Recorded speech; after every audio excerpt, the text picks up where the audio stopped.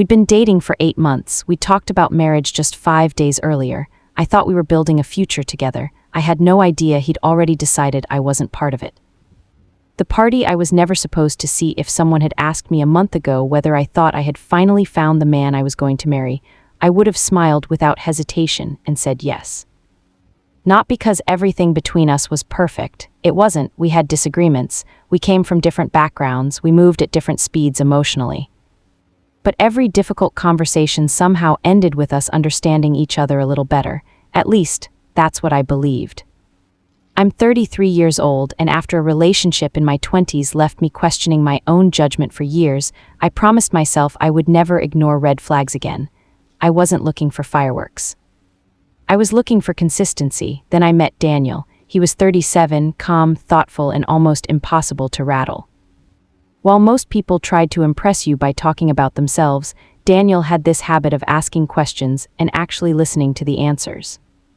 On our first date, we sat in a tiny coffee shop until it closed because neither of us realized how much time had passed. There were no games, no disappearing acts, no hot and cold behavior.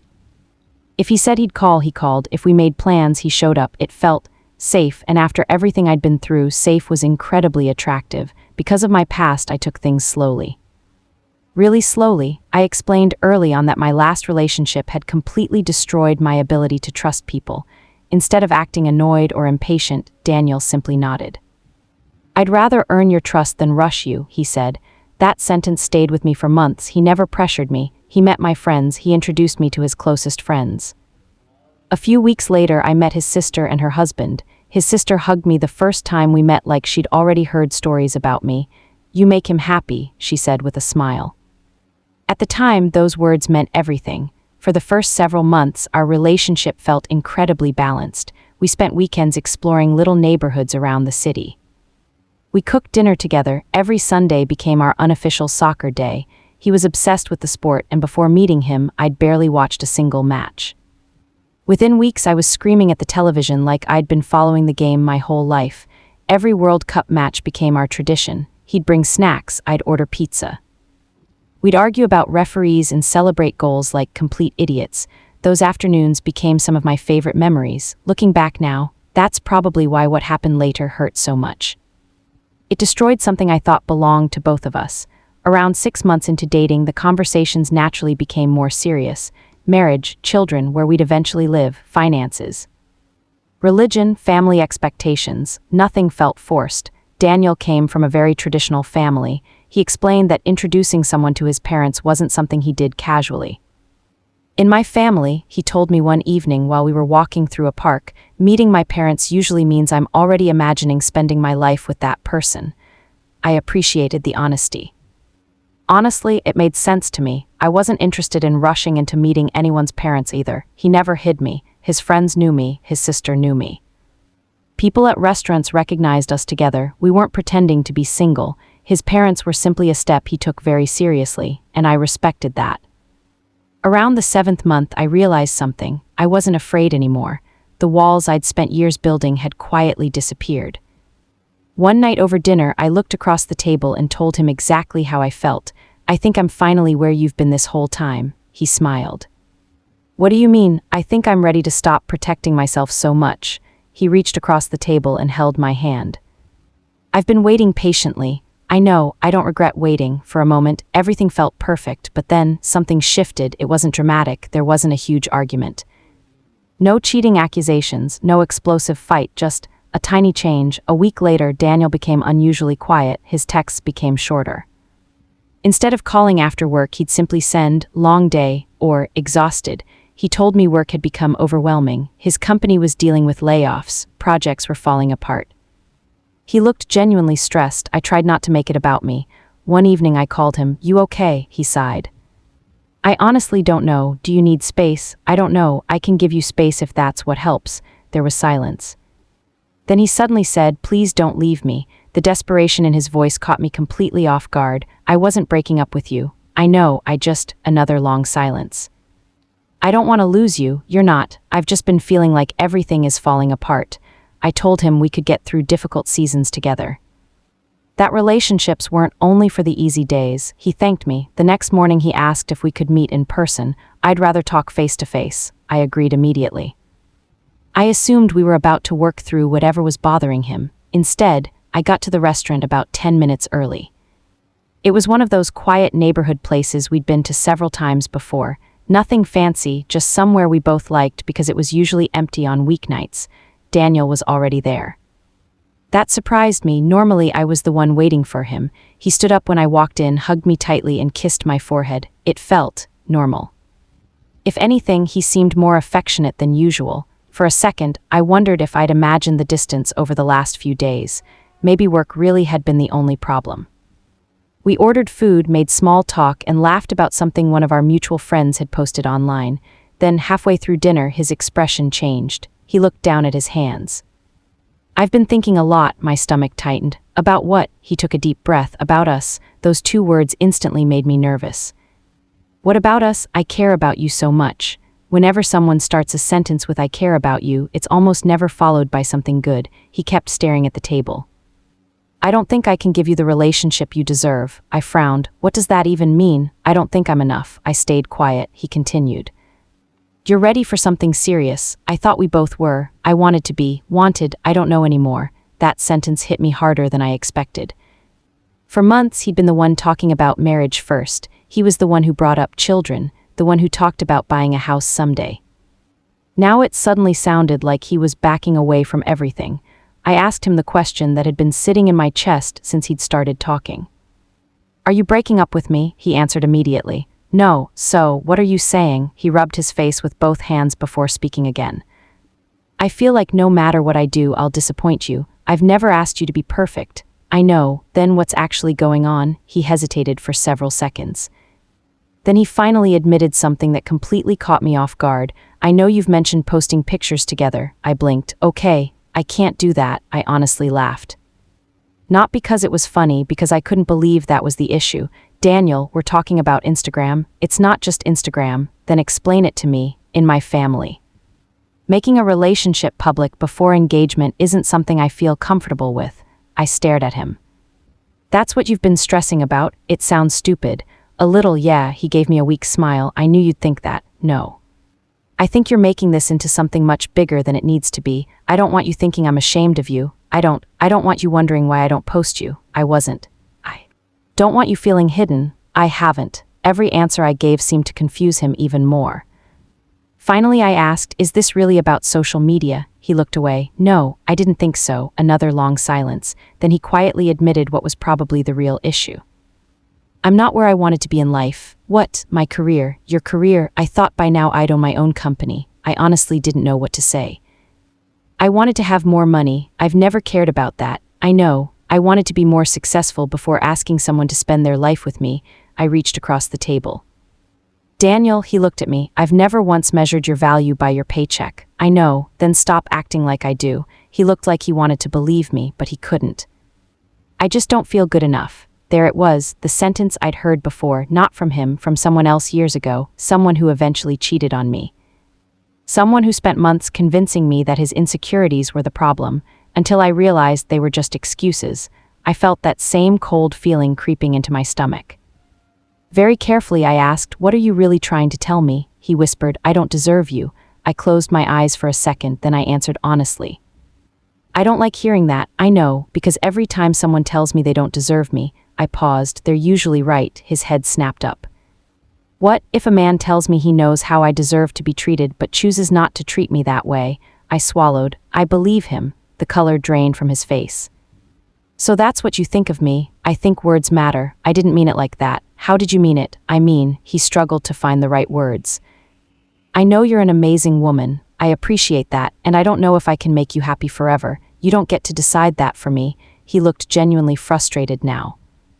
"I just don't want to fail you." "Then don't." "I might. Everyone might." For the first time since we'd met, his voice became sharp. "So you're saying none of my concerns matter?" "That's not what I'm saying." "It sounds like it." "I'm saying relationships aren't built on fear." We both went quiet. A few minutes passed without either of us speaking. Then something happened that completely changed the direction of the night. He reached across the table, took both of my hands, and looked me directly in the eyes. I'm willing to do whatever it takes. I searched his face. What? I don't want to lose you. You just spent 30 minutes convincing me you weren't enough. I know, so what changed? The thought of actually losing you. He squeezed my hands tighter. I don't want that. You sure? Yes, I'll do better. What does better mean? It means I'll stop keeping our lives so separate. It means I'll make more of an effort. It means I want us moving forward for the first time that evening. I believed the conversation was over. I thought we'd made it through the rough patch. I had absolutely no idea that while he was sitting there promising me a future, he was already keeping a secret that would destroy everything. When we walked out of the restaurant that night, I actually felt lighter. Not because every concern had magically disappeared, but because we'd talked through it instead of avoiding it. That mattered to me. Healthy relationships weren't about never having difficult conversations. They were about choosing to stay in the room when those conversations got uncomfortable.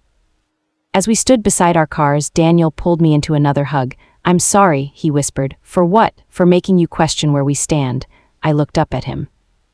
Then don't make me question it, he nodded. I won't. I wanted to believe him. God, I wanted to believe him. Before I could say anything else, he smiled. Come on, what? I have one more stop, I laughed. It's almost 10, I know. Where are we going? You'll see. He drove us across town to one of our favorite little dessert places that stayed open late. It wasn't planned. At least it didn't feel planned. He ordered my favorite cheesecake before I even had the chance to look at the menu. You remembered. I always remember. That answer melted whatever anxiety I still had. We spent another hour talking, not about our relationship this time, but about everything else. Travel, movies. His sister's upcoming vacation. My coworkers, the ridiculous amount of money we'd both spent ordering takeout that month. It felt like us again. At one point he reached across the table and brushed a loose strand of hair behind my ear. I really do have deep feelings for you, I smiled. I know. No, he shook his head. I don't think you do. What do you mean? I don't always say it well. You don't have to. I love spending my life with you. That sentence stayed with me long after the night ended. Because people don't usually say things like that. Right before they leave, when he dropped me off at my apartment, he kissed me like nothing had changed. Not a rushed kiss, not an awkward one. The kind of kiss that makes you think everything is going to be okay. As I got out of the car, he rolled down the window. Oh, one more thing. I leaned back toward him. My sister wants us to come over Saturday. For dinner, yeah, just us, her and her husband too. A double date, he smiled. Exactly. I couldn't help smiling back. You sure? I wouldn't have invited you if I wasn't. Those words erased every remaining doubt in my mind. After everything we discussed earlier that evening, it felt like proof. Proof that he meant what he'd said. Proof that he wanted our lives to become more connected. Proof that we were moving forward. I walked into my apartment feeling happier than I had in days. My best friend called me less than an hour later. So, how'd it go? I flopped onto my couch. It was weird. Weird good or weird bad, both. I told her everything, the conversation. His insecurities, his comments about not deserving me, the social media discussion. She stayed quiet for a moment. Finally she asked, do you believe him? Which part? The part where he says he wants to make it work. I think I do. You sound unsure. I think he's just scared, she sighed. I hope that's all it is. What does that mean? I don't know. It's just, what? I've seen people convince themselves they're not good enough, and sometimes they're asking for reassurance, okay, and sometimes, she paused. They're trying to soften the landing before leaving. I immediately pushed that thought away.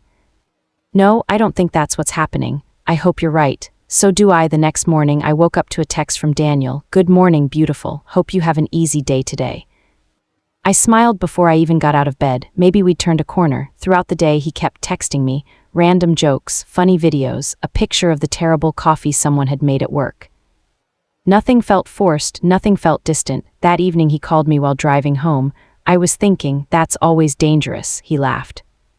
I deserve that, I know. I found a new restaurant. Already planning another date, absolutely. When? Next week, it's a date. I'll make the reservation tomorrow. Again, completely normal. The following day wasn't much different. He sent me a picture of a dog he saw outside his office because it reminded him of one we'd laughed at weeks earlier. He asked how my meetings were going. He reminded me not to skip lunch because I had a habit of working through meals. Little things, tiny things, the kind of details that made me feel loved. Then Friday came. The day before our double date, he texted me around noon, "Still on for tomorrow?" I replied immediately, "Of course, looking forward to it." A minute later he responded, "My sister is excited to see you." I smiled so hard my coworker noticed. "You look happy." "I am." That night I even started thinking about what I was going to wear, not because I wanted to impress anyone. Because spending time with his family mattered to me. It felt like another step forward. Saturday morning, everything changed. Around 8 o'clock, my manager called. One of my coworkers had gotten sick. They desperately needed someone to cover an emergency shift. Normally, I would have said no, but we were already short-staffed and I knew the team was struggling. I called Daniel immediately. "I'm so sorry." "What happened?" I explained everything. There was a brief pause, then he surprised me again. "It's okay, really. Yeah, I feel terrible. Don't. I know your sister made plans. We'll all get together another time. You promise you're not upset?" "I'm disappointed. I know, but I'm not angry. You've got to do what you've got to do. I'll make it up to you. I know you will," before hanging up. He said something that made me feel even better. "We'll plan something for just the two of us next week." "Definitely. I'll text you later." As I walked into work, I honestly thought everything between us was stronger than ever. I had no way of knowing that less than 48 hours later, I'd be staring at my phone, realizing almost every conversation we'd had that week had been built on a lie. Sunday had become our day. For months, we barely had to discuss it. We both knew the routine. He'd either come to my apartment or I'd go to his place. We'd order way too much food, spend half the afternoon arguing over soccer, and laugh at how ridiculously invested we'd become in teams neither of us actually supported. It was one of those little traditions that made our relationship feel ours. That Sunday was the World Cup final. He'd been talking about it for weeks. We'd joked about wearing our favorite jerseys, ordering wings from the same restaurant we always used, and making a whole afternoon out of it. So when I woke up that morning, I expected to hear from him. Instead, nothing. I wasn't immediately worried. He sometimes slept late on weekends. Around 10, I sent him a text. "Morning. Hope you're not still asleep. Big game today." Smiling face with smiling eyes, no response. An hour later, I sent another. "Still good for later?" Again, nothing. I tried calling him around noon. It rang once before going to voicemail. That was unusual. Daniel almost always answered. If he couldn't, he'd text me within a few minutes. I told myself not to overthink it. Maybe he was helping his parents with something. Maybe he left his phone charging upstairs. Maybe he was driving. There were 100 reasonable explanations. Or at least that's what I kept telling myself. Around 2 o'clock, I started getting that familiar feeling in my stomach, the one I hated, the one left behind by my last relationship. That quiet voice whispering, "Something isn't right." I hated that voice. I'd spent years trying to silence it. I refused to let old trauma ruin a healthy relationship. So instead of sending another message, I put my phone down and tried to distract myself. I cleaned my apartment, folded laundry, answered work emails I had been ignoring. Anything to keep my mind busy. Every few minutes, though, I'd glance at my phone, still nothing. By late afternoon, kickoff was getting close. I finally texted him one last time. "Hey. Just checking in, everything okay?" The message showed as delivered, no reply. I sighed and tossed my phone onto the couch. "If he's busy," I muttered to myself. About 20 minutes later, I picked it up again without even realizing I was doing it. I opened Instagram, not because I expected anything, just out of habit. I scrolled through a few stories from coworkers, a recipe video, someone showing off their dog, vacation pictures. Then, I stopped. One of our mutual friends had posted a story. It was only a few seconds long. People were cheering. Someone had just scored during a pickup soccer game in a backyard. At first, I barely paid attention. Then I recognized the patio. My heart skipped. I watched it again. The stone fireplace, the outdoor kitchen, the big oak tree in the corner. I'd been there before, more than once. It was Daniel's family home. I felt confused. Maybe his family was watching the game together. That wouldn't have been strange. Then I tapped to the next story. This one was wider. Dozens of people, music, food, flags everywhere. Someone grilling burgers, people laughing. I immediately recognized faces. His college friends, his coworkers, his sister, her husband, 2 couples we'd gone on double dates with. More people kept appearing in the background. I counted as best I could. 30, 40, maybe 50 people. It wasn't a family gathering. It was a full-blown World Cup party at his house. The same man who had watched every single World Cup match with me had planned a huge party and somehow forgotten to mention it. I stared at the screen, waiting for my brain to make sense of what I was seeing. It didn't. Maybe it was last year. Maybe someone had reposted an old video. Maybe then I noticed the score in the corner of the television. It matched the live match. My hands suddenly felt cold. I tapped through every story that mutual friend had uploaded. More clips. Different angles, different groups of people. Daniel appeared in one of them. He was laughing with a drink in his hand, completely relaxed, not stressed, not overwhelmed, not sick, not busy, hosting. I don't know how long I sat there staring at my phone. It could have been 30 seconds. It could have been 10 minutes. Everything around me felt strangely quiet. Finally, I opened our text conversation. My thumbs hovered over the keyboard. I erased 3 different messages before finally typing the simplest question I could think of. Hey, what's going on? I hit send, the message delivered instantly. No reply. A few minutes later, I looked back at Instagram. The stories were gone, every single one. At first, I thought my app had glitched. I refreshed. Nothing. I checked the mutual friend's profile. Still nothing. She had deleted them, every last one. My stomach dropped even further. Why delete them? Then a thought crossed my mind that made me physically sick. Did someone ask her to? I didn't want to believe that. I couldn't believe that, but suddenly. It was the only explanation that made sense. I texted Daniel again. I saw the party, no response. I called him, straight to voicemail. I called again, voicemail, again, voicemail. For the first time in our relationship, he was completely shutting me out. I sat alone in my apartment while the biggest soccer match in the world played in the background. I couldn't tell you who won. I couldn't tell you a single goal that was scored. All I could think about was one question. Why wasn't I invited? I didn't sleep that night.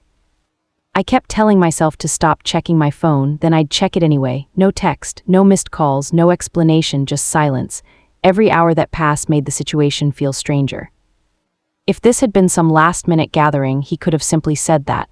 If there had been a misunderstanding, he could have cleared it up in 30 seconds. Instead, nothing. Around midnight, I opened Instagram again. I wasn't even sure why. Maybe I was hoping I'd imagined the whole thing. Maybe I thought the stories would somehow reappear. Instead, I noticed something else. A few people had uploaded photos from the party. None of them showed Daniel directly, but I recognized the backyard immediately. Then, one by one, those posts disappeared too, deleted. My chest tightened. That couldn't be a coincidence. One person deleting a story, sure. 5 different people removing photos within an hour, no. Someone had asked them to, and deep down, I already knew who. The next morning, I woke up after maybe 2 hours of broken sleep. The first thing I did was grab my phone, still nothing. I wasn't just hurt anymore, I was embarrassed. These weren't strangers. These were people I'd had dinner with, people I'd laughed with, people who had welcomed me into their homes. People who had spent the last 8 months treating me like Daniel's girlfriend, and somehow, every single one of them had stood in that backyard knowing I wasn't there. Not one person texted me. Not one person asked, hey, where are you? Not one person wondered why I was missing. I tried not to be angry with them. After all, Daniel was their friend first. Maybe they assumed I already knew. Maybe they thought I was working. Maybe they were told something completely different, but the feeling wouldn't go away. I felt like I'd become the only person who didn't know what was happening in my own relationship. Around noon, my phone finally buzzed. My heart jumped. It was Daniel. For a second, I actually felt relieved. Finally, an explanation. I opened the message immediately. It wasn't an apology. It wasn't even a conversation. It was a long paragraph. He wrote that the party had been planned for weeks, that he'd struggled with whether to invite me, that keeping it from me had felt wrong, but inviting me had felt even worse. I read that sentence 3 times, then I kept reading. He said he was afraid that if I came to the party, I'd believe our relationship was becoming more serious than it actually was. He said that during the game he started feeling guilty, so guilty in fact that he'd asked everyone not to post pictures where I could see them. I stopped reading. I actually laughed. Not because it was funny, because I couldn't believe the logic. He thought excluding me would hurt less than inviting me. He thought asking 50 adults to hide photos was kinder than simply being honest. I forced myself to finish the message. The last few lines hit the hardest.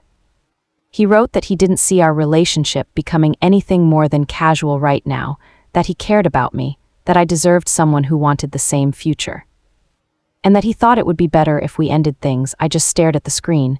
Casual, 8 months, meeting his sister, talking about marriage, planning the future. Watching every World Cup match together, calling me every morning, texting me every night, telling me 5 days earlier that he'd do whatever it takes. That was casual. I felt like I was reading about someone else's relationship, not mine. Then something clicked. 5 days earlier, he had sat across from me in that restaurant. He'd listened while I told him I was ready to build a future together. He could have ended it right there. Instead, he held my hands, promised to try harder. Took me on one of the best dates we'd ever had, told me he had deep feelings for me, kissed me goodbye, made plans with his sister, texted me lovingly every single day afterward. All while knowing this party already existed, all while knowing he had already decided I wasn't going to be there. The realization made me feel sick. This wasn't an impulsive decision. He'd been living with this secret for weeks. Every good morning text suddenly felt different. Every promise, every kiss, every plan. I wasn't crying anymore. I was angry, really angry. Not because the relationship ended. Relationships end. People fall out of love. That happens. But respect shouldn't disappear just because love does. And what hurt the most wasn't even the breakup. It was realizing that for weeks, he'd looked me in the eyes while carrying a secret that everyone else seemed to know before I did. I set my phone down and whispered to myself, "So when exactly did you decide I wasn't part of your life anymore?" And for the first time since we'd met, I wasn't sure I wanted to hear his answer. I didn't answer his message, not right away. I couldn't. Every time I picked up my phone, I found another sentence that made me angrier than the last. I read his text over and over again, hoping maybe I'd misunderstood something. I hadn't. The words never changed. Neither did what they meant. He decided not to invite me because he didn't want me thinking our relationship was becoming more serious. That explanation would have made a little more sense. If we'd been dating for 3 weeks, maybe even 2 months, but we'd been together for 8 months, we'd already met each other's closest friends. I'd spent holidays with his sister. His friends knew my name. Some of them texted me directly. We'd gone on weekend trips together. We'd talked about marriage more than once. There was nothing casual about the relationship we'd built. At least, not from my perspective. The more I thought about it, the more confused I became. If he truly believed we were just casual, why had he begged me not to leave him 5 days earlier? Why had he looked terrified when I asked if he was ending things? Why promise to do whatever it takes? None of it fit together. I called my best friend. She answered on the first ring. "You talked to him," he texted, and I let out a bitter laugh. I don't even know where to start. I read his message to her word for word. She stayed completely silent until I finished. Finally, she said, "Wow, that's it. I'm trying really hard not to say what I'm actually thinking." Say it. I think he knew. Knew what? That he wanted out. I closed my eyes. I know, and I think he knew it before that dinner. That thought had been sitting in the back of my mind all morning. Hearing someone else say it out loud made it feel real. "You think he already planned to break up with me?" "I think he was working up the courage." "Then why fight so hard to keep me?" "I honestly don't know. Neither did I." Later that afternoon, another mutual friend called. I almost didn't answer, but curiosity won. She sounded nervous. Hey, how are you doing?" "I've been better." There was an awkward pause. "I heard you and Daniel broke up." I almost laughed. "So everyone knows now." "Yeah, interesting." She hesitated. "I didn't know you weren't invited." My heart skipped. "What?" "I thought you had to work." I sat up straighter. "Who told you that?" Another pause. I don't know if I should say." "Please," she sighed. "Daniel mentioned you were working and couldn't make it." I felt my stomach drop. "I wasn't." "What?" "I was never invited." Silence. Real silence. Then she whispered, "Oh my God, I found out because someone accidentally posted Instagram stories." She didn't say anything for several seconds. Finally, she spoke. "I swear to you. I thought you already knew about the party. So nobody knew I wasn't invited." "Not that I saw." I leaned back against my couch, for the first time since all this started. I felt something other than anger, relief, a tiny amount, because one question had been haunting me. Had 50 people watched me get humiliated? Apparently, no, most of them hadn't known. At least not at first. She continued quietly. "People started deleting photos later because Daniel asked." "So that's true?" "Yeah," he said. He felt bad. Another long silence. Then she added something I wasn't expecting. "Honestly." "What?" He didn't seem happy. I frowned. "What do you mean?" He kept disappearing inside the house. He barely watched the game. He looked distracted. I didn't know what to do with that information. Part of me wanted to say good. Another part of me didn't care anymore, because feeling guilty after hurting someone didn't undo the hurt. That evening, I finally decided to answer his text. I didn't write a novel. I didn't insult him. I didn't beg. I simply asked one question. "When did you decide not to invite me?" He responded almost immediately. "A few weeks ago." My chest tightened. "A few weeks, not yesterday." "Not after our conversation." "Weeks." I typed again. "So when you took me on that amazing date, when you told me you had deep feelings for me, when you invited me to dinner with your sister.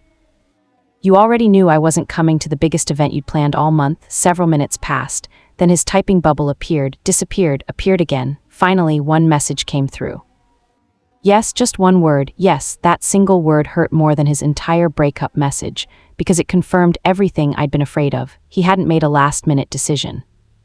He'd looked me in the eyes for days, knowing exactly what he was doing, and somehow expected me to believe he did it to protect my feelings.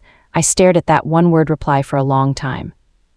Then I realized something. I wasn't confused anymore. I was done trying to make his actions make sense, because sometimes people don't hurt you because they hate you.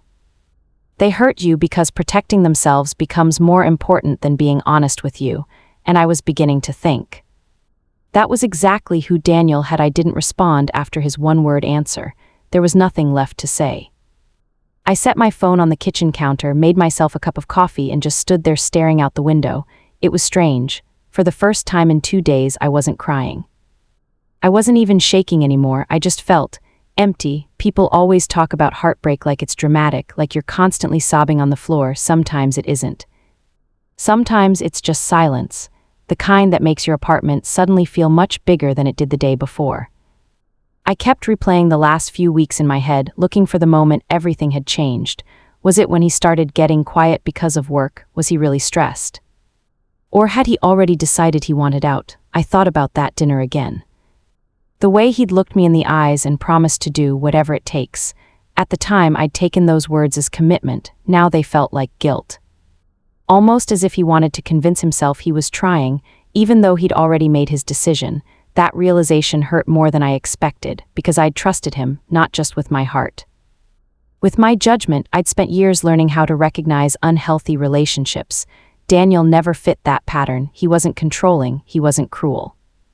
He didn't insult me or manipulate me in obvious ways. That's why this felt so confusing. His actions at the end didn't match the man I'd known for 8 months.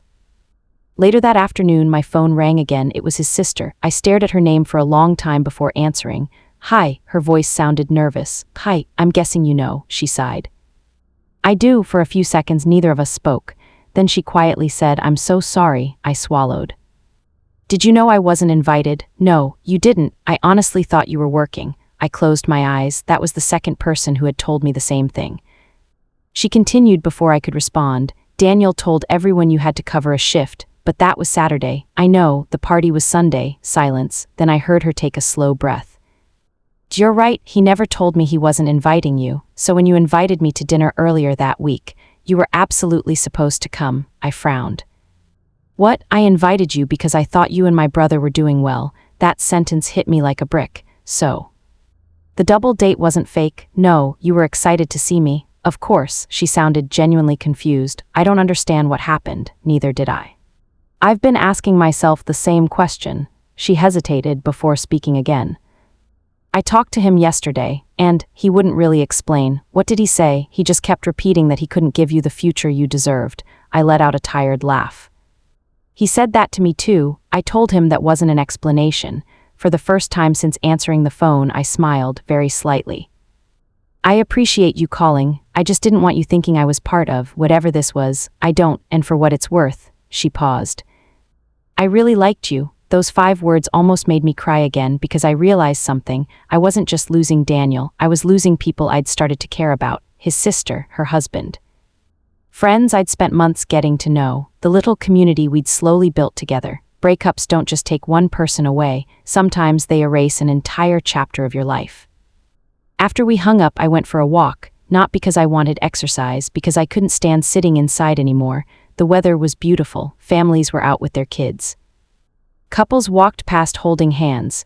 Normally, seeing happy couples after a breakup would have made me feel miserable. Instead, I found myself wondering how many of them looked happy while secretly falling apart, because if you'd seen Daniel and me together the week before, you never would have guessed we were 5 days away from ending. That thought stayed with me all afternoon. When I got home, I opened my phone one last time. His chat was still sitting at the top.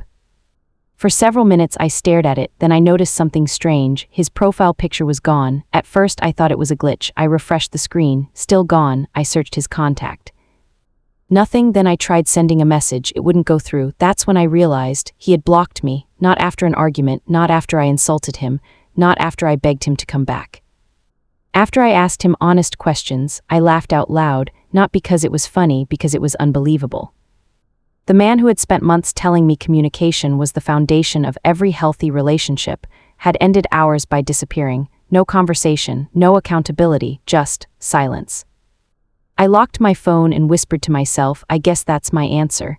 Not to why he left. I still wasn't sure I'd ever understand that, but I finally had my answer to a different question. Was this really the man I thought I knew? No, the man I thought I knew would have had the courage to tell me the truth before 50 other people accidentally did. A week passed, then another. The silence never changed. Daniel never reached out again. No apology, no phone call, no can we talk, nothing. For the first few days, I kept catching myself reaching for my phone, expecting to see his name pop up. It never did. Eventually, the habit faded. What surprised me the most wasn't how much I missed him. It was how much I missed the future I'd imagined with him, the vacations we'd talked about, the house we'd dreamed of someday. The little traditions we'd built together, those were the things I found myself grieving, not the man who disappeared. One evening, I met my best friend for dinner. She looked at me for a long moment before speaking. You seem different. I am, in a good way. I thought about it. I think so. What changed? I smiled sadly. I stopped trying to figure him out. She nodded.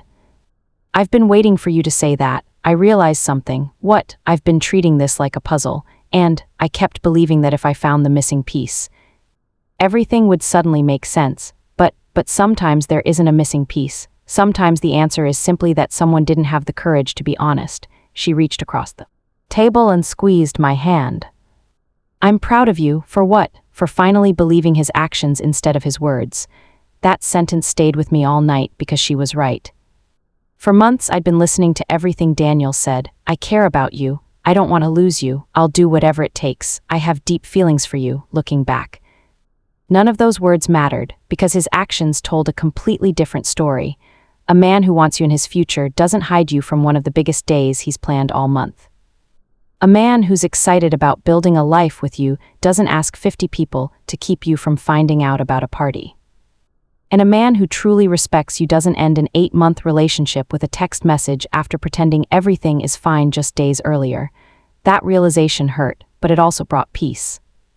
About a month after the breakup, I ran into one of our mutual friends at a grocery store. She looked nervous the moment she saw me. I've been wanting to say something. It's okay. No. It's not, she sighed. I should have texted you that day. You didn't know. I didn't, but after I realized what had happened, I felt awful. I smiled. I don't blame you. You don't know. The only person responsible for what happened is the person who made the decision. She looked relieved. Before we walked away, she quietly added, for what it's worth, a lot of us were disappointed in him. I didn't ask for details. I didn't need them. Weeks earlier, I would have wanted to know everything everyone had said about me. Now, it didn't matter anymore. The opinions that once felt so important had suddenly become irrelevant. A few months have passed since all of this happened. People sometimes ask if I ever got closure. The honest answer, not from him. Closure didn't come from another conversation. It didn't come from an apology. It came from accepting that I was never going to receive the explanation I wanted. Some people leave your life with honesty. Others leave with excuses. Daniel left with excuses. For a long time, I wondered if the party was the moment our relationship ended. Now I don't think it was. I think the relationship ended the moment he decided protecting himself was more important than respecting me. The party was simply the moment I found out. Looking back, I don't hate him. I don't even wish him anything bad. I genuinely hope he finds whatever he was searching for, but I also hope he learns something, because one day he'll meet another woman who trusts him completely. And I hope he remembers that trust is incredibly difficult to earn and unbelievably easy to destroy. As for me, I'm okay, better than okay, actually. Because losing someone who wasn't willing to choose me isn't the tragedy I once thought it was. The real tragedy would have been spending years trying to convince someone of my worth. I don't have to do that anymore. If someone wants me in their life, they'll make room for me. They won't ask 50 people to pretend I don't exist. And that's probably the most important lesson this relationship ever taught me. The breakup didn't break my heart. The disrespect did, but in the end. It also reminded me that the right person will never make me question whether I belong beside them.